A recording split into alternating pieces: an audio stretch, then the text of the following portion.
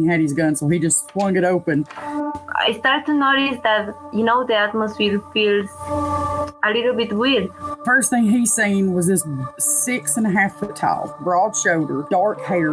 That freaked him out. We hadn't talked to her about like life and death and what any of that means. She's 3 years old, So we turned around. Suddenly there's a whole tree falling across the road. And she was describing to us that, there was a deceased person that she could see visually. You're listening to Cryptid Clues, where we tackle the ever-expanding history and mystery of monsters and supernatural madness every Monday and Friday. You can find us at CryptidClues.ca for more information, or even check out exclusive content such as interviews and D&D campaigns at patreon.com/CryptidClues.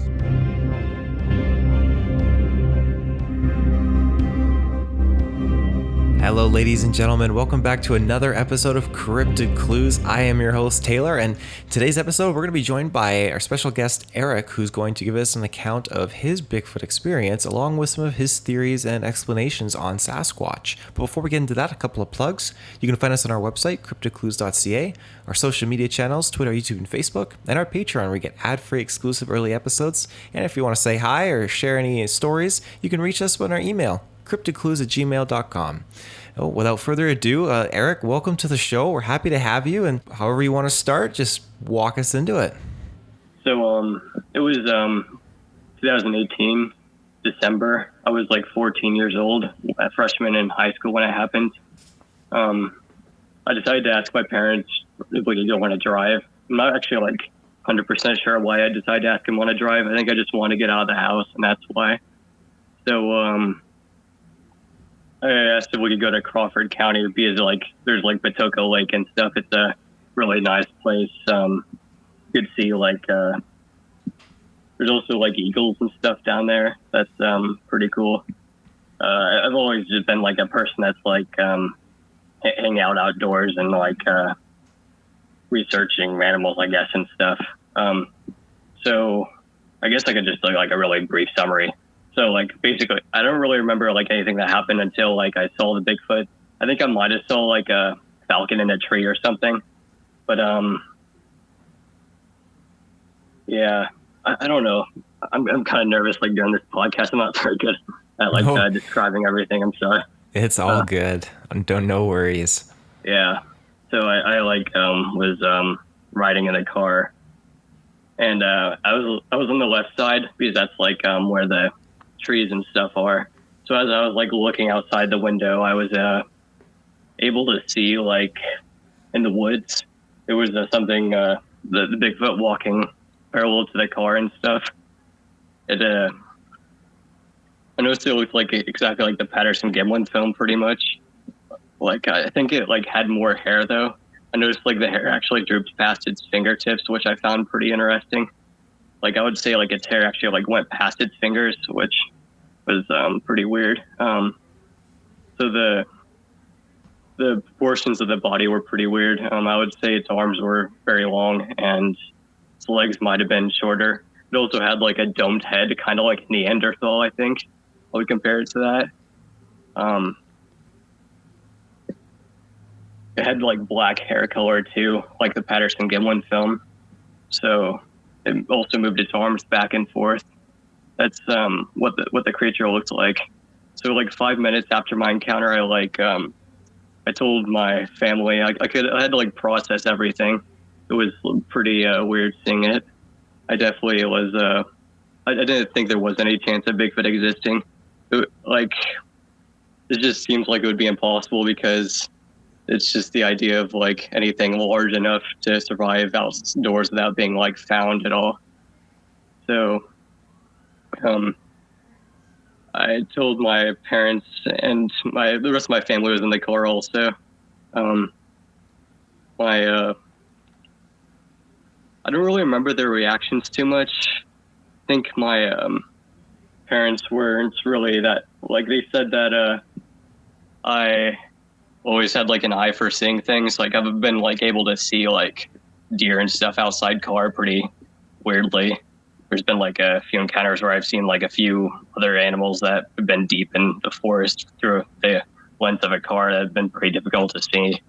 I guess that's like a pretty brief summary of like what happened that day. I guess that's like about the description. Your parents were kind of like nonchalantly like, oh, very observant, but maybe not were like 100% believing it per se, would you say? My dad's like always believed in Bigfoot, really. Okay. I haven't been with him though. I wasn't with him before. I didn't think there, like, as I said, I didn't think there was really a chance of it existing at all. But my dad's always believed in Bigfoot. He's watched like Monster Quest and TV shows like that, like forever. So that's like, I think the main thing that convinced him of its existence. Mm-hmm. So when you mentioned the Patterson-Gimlin footage as reference, you're able to associate it with when you saw this creature. Was that your first time watching that footage, your first time associating or like seeing and understanding this creature? Or I imagine if your dad had such a interest in this, it was probably prior to watching that footage, I imagine, for you. So I guess my, like,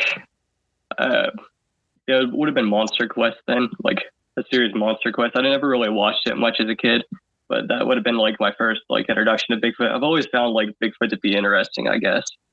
Now you estimated its height. You said it was about 7 feet tall. Yeah, would have been at least 7 feet tall. Yeah, I couldn't tell like how tall it would have been. My guess is at least 7.5 feet tall, with like where it was and standing and stuff. I'm not like 100% sure. It must have been like at least 7 feet. I would say like 7 to 9 foot tall. And when you were in the left side, you mentioned of the vehicle as it was passing, but it wasn't really looking at you, so you weren't able to really get a look at its face, judging by its stance. And you said it was kind of like swaying back and forth. So was it like it was fixated on something else as you passed by? It was determined to walk somewhere. It was walking like parallel to the car, so I'm not sure where it was like wanting to go. I find it weird that like, I don't know why it would be like walking parallel to the road. It seems like a creature like that would like want to avoid the road, But yeah, it was walking parallel to the road. This was like during the sunset when I saw it, so like I'm not like sure if there's like some kind of relation to it being like nocturnal or something. I find it weird, like the idea of a humanoid being nocturnal, because it's like a species of human probably. So like the idea of a nocturnal ape sounds like it would be unheard of, but I did see it during the sunset, so I think that possibly the creature was maybe like trying to just, it didn't feel like it's elusive because it was nigh or almost nigh. Is it like a fairly frequently traveled road that you're on at the time? No. This would have been in English, Indiana. I recently talked to my dad and asked him where it would have been. He said it was probably around English, Indiana, which has a population of like 1,000. There was nobody behind us, I don't remember like seeing anybody, but that was like 4 years ago when this happened. So I don't really know if there was anybody, but yeah, I don't think that we were around anyone when it happened. It's not a very common road. Did you ever wonder if maybe there was more than one of them there at the time, or did you feel like it was just the one walking? I would say it was definitely just the one. I don't think there's... It's like one of my theories that I'll probably like discuss later on in the video or this podcast. Yeah, I don't think that they are like a species that like travels in groups necessarily. I'm not really 100% sure. It's just a theory of mine. But if they were in groups, I feel like they would be easier to find. When you saw it, would you say it was maybe on like the older end of its life, middle, or maybe younger? How do you feel about that? I wanted to compare it to like humans and stuff, and humans over time like grow gray hairs and stuff. And this thing's hair was like completely black, but it was also like several feet tall, so it would have been like at least 20 years old, I'd say, if judging by like humans and stuff. So I would say it was like, I would imagine like a Bigfoot would only live like up to 60 years in the wild, because that's how long humans live, but I have really no idea. Yeah, you'd say it's still pretty youthful then. Looked like had a lot of life left in it then. Mm-hmm. Did you ever smell anything by chance, or was the car moving like pretty quick? Yeah. Nothing could get in there? It was probably like, it was at least 100 feet away from the car. I was still able to like see it perfectly. So like one of the things that like I feel like my eyes like zoomed in on the creature once I saw it. Like I like tried researching this a little bit, like why your eyes like do that sometimes whenever you see something you haven't seen before. So like I think I like read some kind of like study on that. Like sometimes you see something for the first time, you feel like your eyes zoom in on it. That's exactly how I felt whenever I saw the creature. So I was able to see it like pretty much clearly, even though it was like 100 feet away. But I, of course, wasn't able to smell anything because of the distance and the fact that I was in a car. Yeah, or for a truck, sure. actually. So you mentioned how 5 minutes passed, and you mentioned it to your parents and other family members in the vehicle with you. Is there any change in how they've responded or reacted to it when you mention it to them these days? Yeah, I guess they believe in Bigfoot now. I wouldn't really lie about like such a thing. Really, they I think like I increased my dad's interest in Bigfoot actually. Like once I talked about seeing it, of course, he already had like an interest in it. But I think like he like I confirmed it to him that it's real. I guess he's even more interested in the subject, or he has been.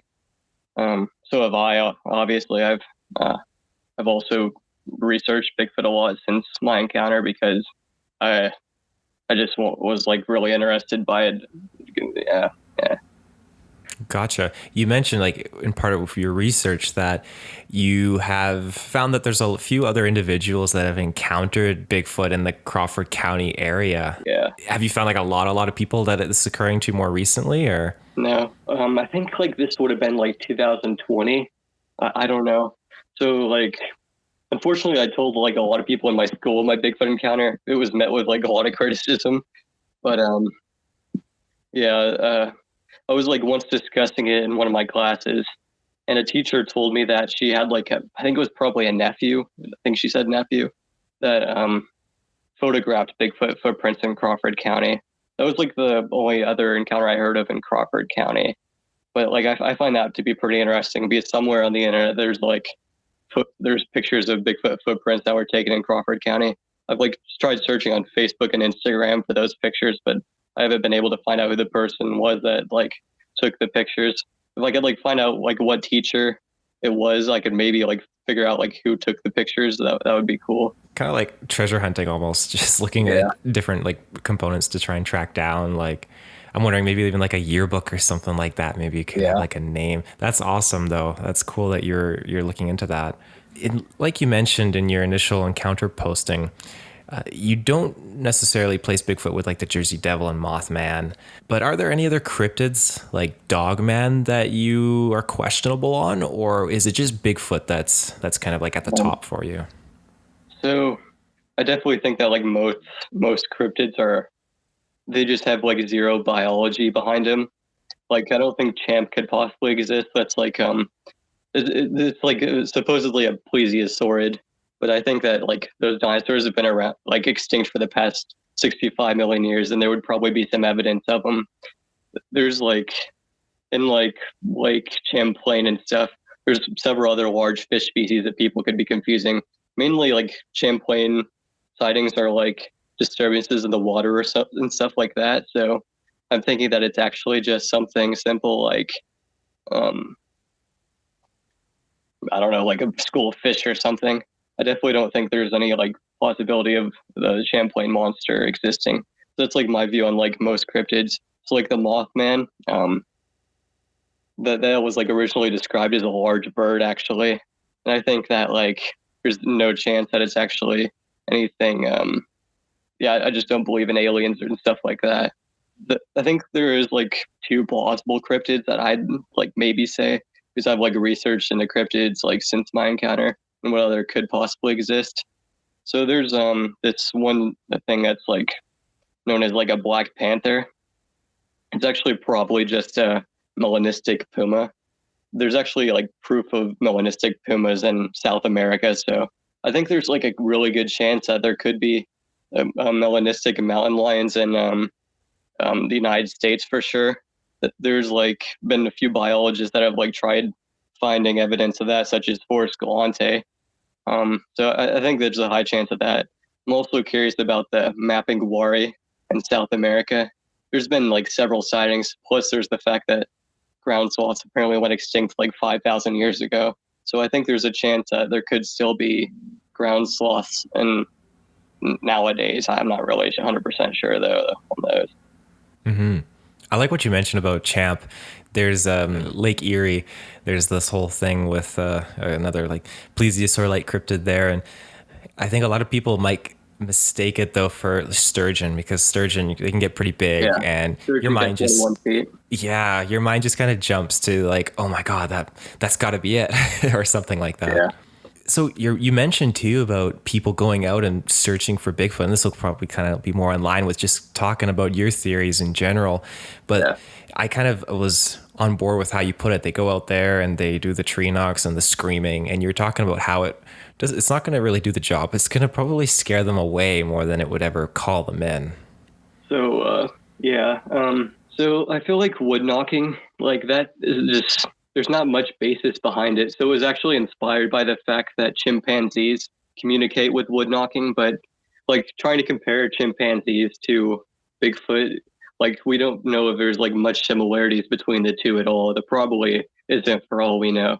So there's like, it's all speculation that they would like be able to communicate like that, and the screaming and stuff, like so just making noises, like with most animals, like you can easily scare them away by making like loud noises and stuff.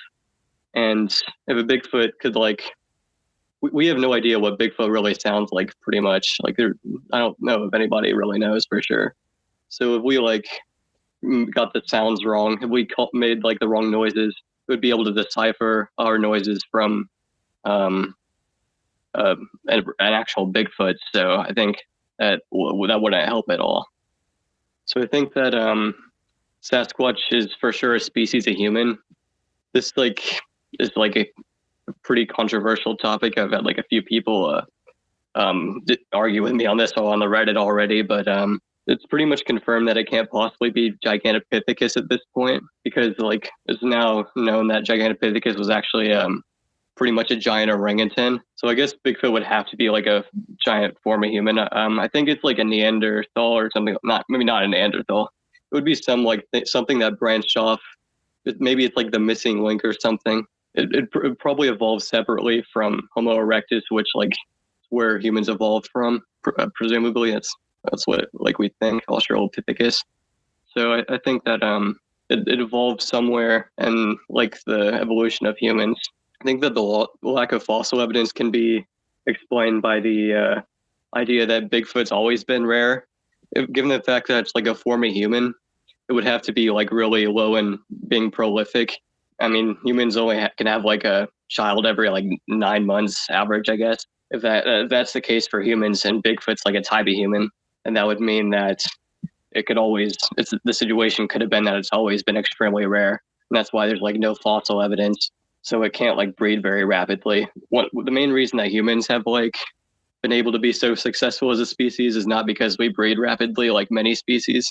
Most species like us are successful because they breed rapidly, but humans, we are successful because we learned to use tools, and we learned to build civilizations and stuff. I think of Bigfoot as like the version of us that like didn't learn to evolve, and it just like stayed with its natural instincts of foraging and stuff, I guess. Yeah, I think that would be pretty interesting as an explanation. So I don't think there's like any species variation in Sasquatch, as people have said.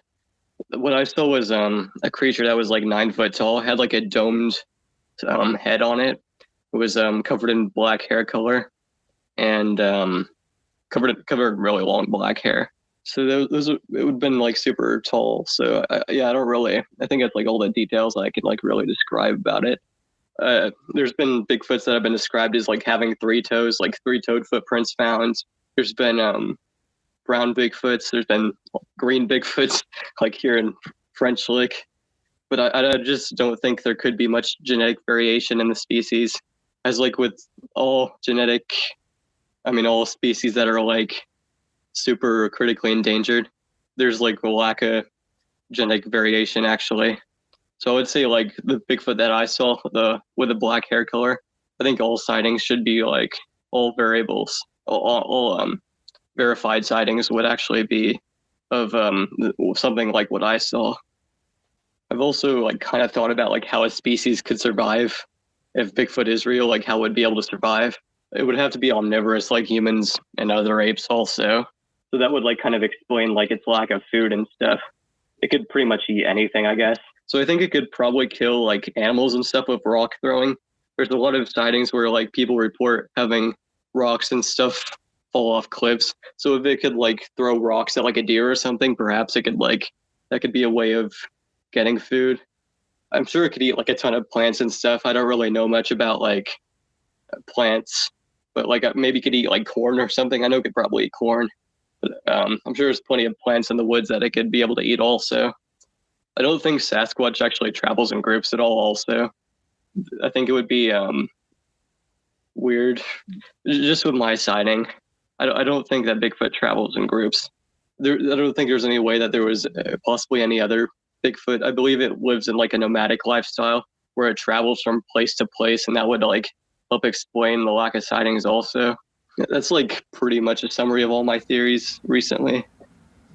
So as it, as you say, travels place to place, so it's not really adhering to its own territory then per se. It's just always on the move. Yeah. Like early humans, they were like known for traveling in groups, but maybe that's like what separates Bigfoot from, maybe that's like where it branched out. Maybe this is like a species it's more motivated by traveling independently. So like you have like Australopithecus, which is known for being in groups, and that's how it survived. But maybe there's like the separate branch where it decided to be independent, like a different species. Like it could survive independently in the wild because maybe it's taller or, I don't know. It's kind of difficult to describe, I guess. Mm-hmm. But I think that's like I think that could be like how this thing evolved. I don't know. Do you feel that there could be like seasonal motivations to kind of moving around, or would it be mostly due to food, or maybe just like development, human territory expanding more and more? I think it could be a lot of things. I feel like it could be like all that stuff really, actually. So lack of food could be a factor. I don't know like what it would eat during the winter. It seems like food would definitely be a lot more scarce. I know deer are more active during the winter, so maybe that would like explain why I saw it out in the open or something like that. I don't think it would necessarily even need to travel that much seasonally in like summer and stuff. If it was like during the summer, it would have like plenty of plants for sure to eat. So what was the other thing you said? Just like human expansion. Oh yeah, human expansion. Yeah. I think we should like search in places, like if somebody wants to find a Bigfoot, I think they should definitely search in places that have like a lack of humans. So yeah, my encounter was in English, Indiana, where there's a very low amount of people that live there. I've heard that like a lot of sightings take place in like Ontario, Canada and stuff like that. I've heard quite a few people say they've seen weird stuff up there. And like, of course, like you go up to northern Canada and there's like a very low population of people. Most people live on the border of the United States. So it would be very easy for like a Bigfoot to live in like less urban areas if it needed to. Yeah, that's how I feel too about being more on the Pacific Northwest side. We're all kind of condensed into where the border is.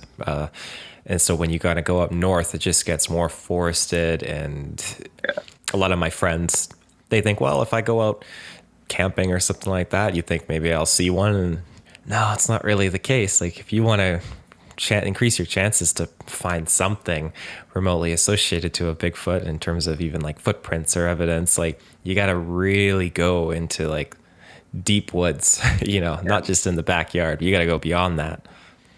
I don't know, where you just get super lucky like I did. Yeah, that Mine too. Was, like, by the road. Yeah. I don't know what the chances of that were. So I do want to like go back to the Hoosier National Forest and explore. I just hope to like maybe find some footprints or something like that. Like, I don't know. I hope to find some evidence if I get lucky enough. I was 14 years old when I saw it, so maybe like give it another 14 years and I could get lucky again and find something. That's definitely, it's an ideal way to see it is in the safety of a car, just passing along, as opposed to being like face to face. If I ever do find footprints, I would like probably follow them. I'm not really like. Sometimes I make bad decisions, but it might be like a bad idea, like trying to find the creature in the wild whenever you're not in the protection of a car. But if I ever find footprints, I'm probably gonna try following them to see as far as they go, and like maybe hope that they lead me to the creature. Might be a bad idea, but I'd probably follow them. I've like traveled. So like I did see Bigfoot during the winter, and I think that's like pretty noteworthy because there's like no leaves on the trees at all, which would make it like a lot easier to see. If this was like during the summer, there's no way I'd be able to see the creature like walking through the woods at all. But it was of course winter, so I like look outside the window and I see the creature walking along the trees. So that would have like helped me see the creature, of course.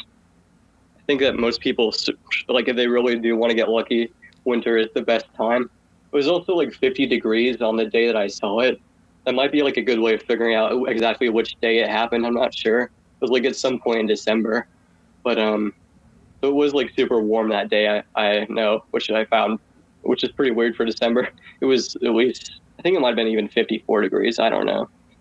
I've tried like figuring out like what day it would have been by like looking at the weather of 2018, but I can't really seem to find like the weather from like 2018 in Crawford County. But if there was like some way to access like what the weather would have been like 4 years ago, I would be able to figure out like what day this would have happened on. I wonder if there's like maybe like a newspaper. Newspapers usually have the weather of the week or something like that. Maybe that's a possibility. I'm not sure though. I have one more question that I'm curious on. Just kind of your thoughts. Do you feel as if, not to get too far down like a conspiracy rabbit hole or anything, but like governments or powers to be, do they know about these things? Are they just not telling us, or is it just kind of like turning a blind eye to it? How do you feel about that? I feel like it could be that the government is like hiding it, but like with like a lot of species such as like mountain lions and bears, like these are in Indiana from time to time, but like the government, I mean the DNR, it's like immediate to like go against like people saying they've seen mountain lions or bears for some reason. It's like just recently they decided to add bears to the DNR page, but it took them forever. I feel like they just like I don't know why they like take so long to like accept a species, but I don't think it's like necessarily the government like wanting to hide the species. It could be like for the protection of the species because it wouldn't go well, obviously, if it were to be revealed.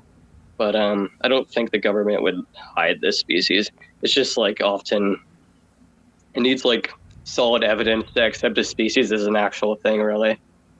So yeah, that's my thoughts on that. Yeah, no, I appreciate that. Was there anything else you wanted to throw in there? I guess there's been a few other things I've heard about since my encounter, and I was like describing it at school and stuff. So one of the major things that like got my dad to believe in Bigfoot was this one encounter that was in Paoli in like I think 2011. So this was by Paoli Peaks, which is a skiing place where this guy like I think he said he heard his dogs barking and he like went outside to go check it out and saw like a creature standing in the woods. I always find that interesting. My dad and mom, they actually went to interview this guy whenever it happened.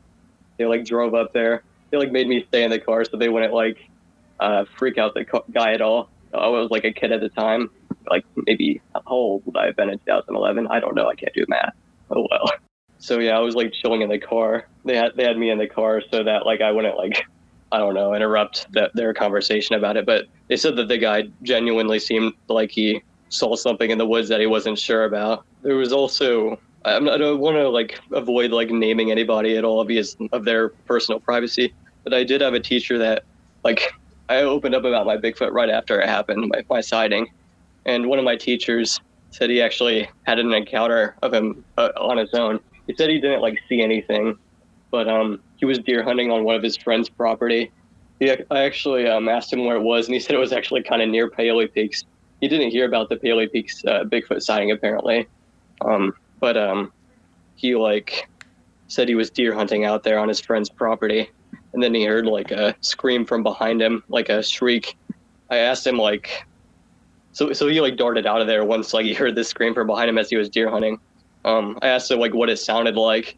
He said it didn't sound like any creature that he knows of, and he was like, okay, so I don't want to like, okay, so let's just say he knows like a lot about animals. He like works with I just don't want to like reveal like who he would be and stuff. I don't want to protect my teacher's privacy. But let's just say he knows like a lot about animals. That's like his profession. So he would like know like if it was like a mountain lion or a deer. So deer and like mountain lions, they make like weird noises sometimes. Like a mountain lion could like scream at you, or actually even a bobcat or a fox can make weird noises. And deer like make weird mating calls that people often confuse with Bigfoot calls. But he said there was like nothing this could have been besides like something that he hadn't heard of before. So he's not really 100% sure it was a Bigfoot, but he is like saying there was like something in the woods that you wouldn't be able to recognize. So it's like the encounters in Paoli. Have you ever heard the Sierra sounds? No, I haven't. I haven't really researched like the sounds that much. What is the Sierra sounds? There's a gentleman, Ron Moorhead, and he went into the Sierra Mountains, and we interviewed him on the show not too long ago. Really? And yeah, this was a few decades ago, and they basically found some weird things going up at their camp that they set up, and they were basically interacting with these things. I have one of the sounds here I can play if you'd like to hear it. Oh yeah, maybe I could like look this up and like share it with my teacher at some point. I could ask him if this sounds at all like what he heard. I don't know if you would remember. Definitely. I'll play one here for you to hear, and then you can also just YouTube the Sierra sounds, and there should be a few like montages of just all the different sounds that they make. But here, I'll play this one right now.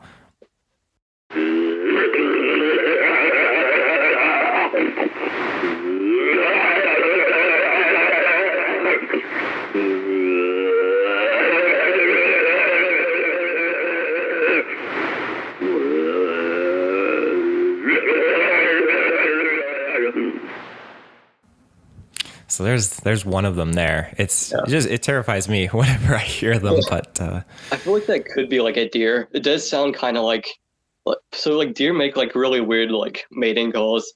Like they're really disturbing sounding if you hear them like whenever you're walking in the woods. It doesn't really sound that much like a deer necessarily. It does sound kind of elk or deer like. I'm not 100% sure on that sound. It would be impossible for a human to imitate, so that like goes back to my theory on like why humans should never like try calling Bigfoot using their own sound like vocalizations, you know. So if that's what Bigfoot sounds like, you definitely don't want to try imitating that, because I would probably scare it away if you're trying to expect it. I definitely don't want to like sound I kind of feel bad for saying that guy is like wrong and stuff. For I don't really want to 100% say that that's a deer sounder, but it could be like a deer. I don't know what deer sound like, deer and elk. They do have like a weird like kind of sound sort of like that though. So No, don't feel bad. Like I don't want to discredit everybody. No, I mean, we're talking about Bigfoot, so it's it's speculation. It's speculation. It's everyone has amassed their own evidence and their own research, and it's just like sifting through it all and just kind of forming like your own perspective on what you can stand behind. And that's just another one of the pieces of evidence that just exists, and you look at, you could take with a grain of salt, or you can run with. Totally subjectional to each and every person out there. So that's all good.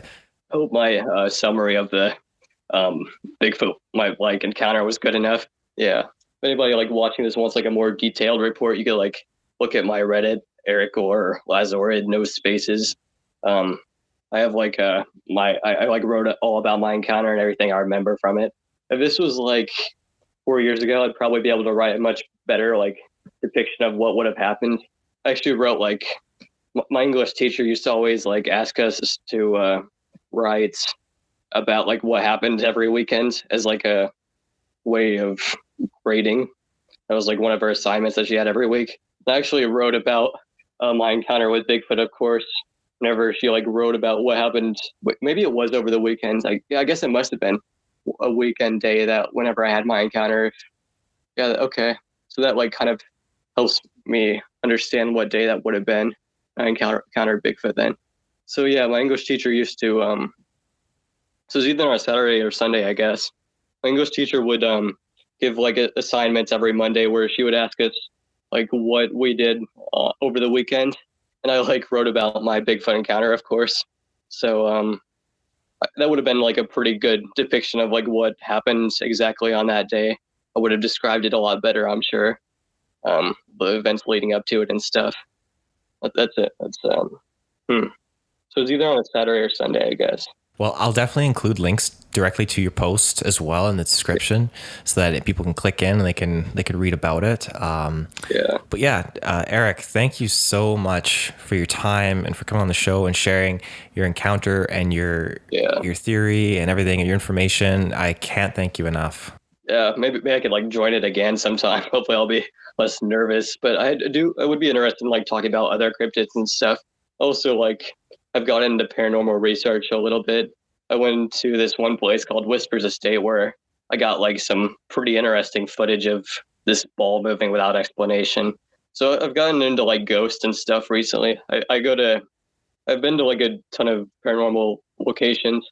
Recently I went to Gettysburg. I've also been to Galveston and Savannah, Georgia. I didn't really have like too much happen at Gettysburg, surprisingly, but I've also gone into ghosts and stuff, so I don't know if you're like interested in that kind of thing, but I'm like, ghosts are real too, I guess.